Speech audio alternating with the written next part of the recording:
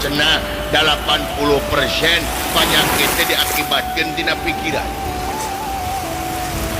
Dumatak gerbang blaskeun ieu hate supaya sehat lahir jeung batin.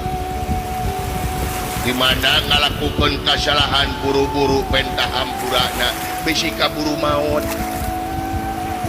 Atuh batur mentah hampura lagrakeun hampura da pangeran teh gopuru rohim.